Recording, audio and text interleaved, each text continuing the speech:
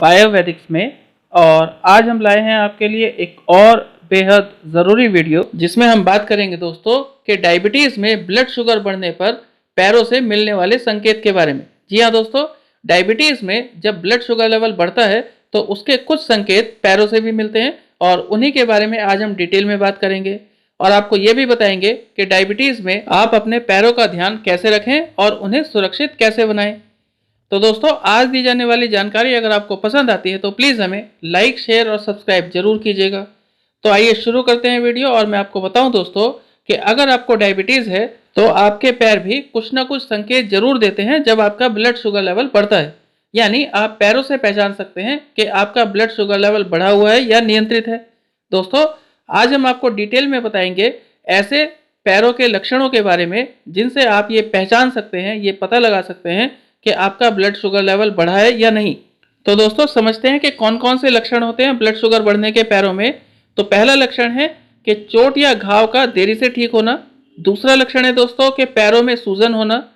तीसरा लक्षण है कि पैरों का बार बार सुन्न होना, या फिर पैरों में गांठें होना, पैरों में जलन होना, और पैरों में बार बार दाने निकलना या एलर्जी होना। ये सभी कहीं ना कहीं हाई ब्लड शुगर के लक्षण हैं।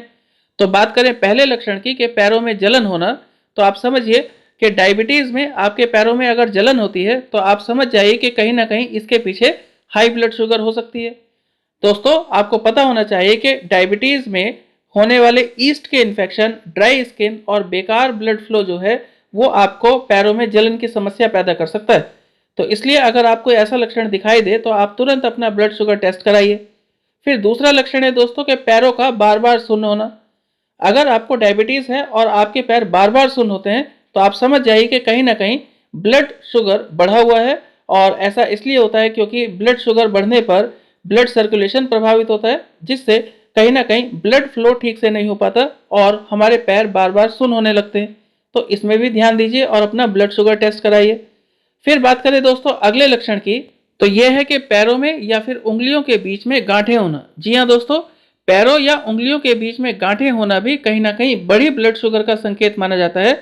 अगर आपको भी बार बार इस तरह की समस्या होती है तो आप समझ जाइए कि आपके ब्लड शुगर में दिक्कत चल रही है, और आप तुरंत डॉक्टर के पास जाइए, अपना ब्लड शुगर टेस्ट कराइए और उसकी सलाह को मानिए। फिर दोस्तों बात करें अगले लक्षण की, तो यह है पैरों में सूजन होना। जी हाँ दोस्तों, मैं आपको बताऊं कि वैसे तो पैरों में सूजन आने के कई कारण हो सकते हैं। हो सकता है किडनी में कोई दिक्कत हो सकता है वाटर रिटेन कर गया हो शरीर में, या हो सकता है दोस्तों मौसम के परिवर्तन के कारण भी पैर सूज जाते हैं, और कई बारी लंबे समय तक बैठे रहने से या खड़े रहने से भी पैर सूज जाते हैं।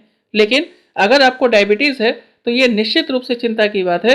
तो डायबिटीज़ में पैर सूजने पर आप तुरंत डॉक्टर के पास जाइए, अपना ब्लड शुगर टेस्ट कराइए और उसकी सलाह को मानिए। फिर दोस्तों बात करें अगले लक्षण की कि अगर आपके पैरों में अपने आप जख्म हो जाते हैं या लगी हुई चोट जो है वो देरी से ठीक होती है, तो ये भी कहीं ना कहीं हाई ब्लड शुगर का लक्षण है।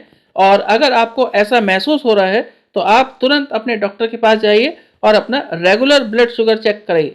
फिर बात करते हैं दोस्तों कि पैरों में बार बार दाने होना या एलर्जी होना भी एक हाई ब्लड शुगर का लक्षण माना जाता है। यानी बिना किसी कारण के अगर पैरों में बार बार एलर्जी हो रही है या छोटे छोटे दाने निकल आते हैं तो आप समझिए कि ये भी ब्लड शुगर बढ़ने का लक्षण हो सकता है।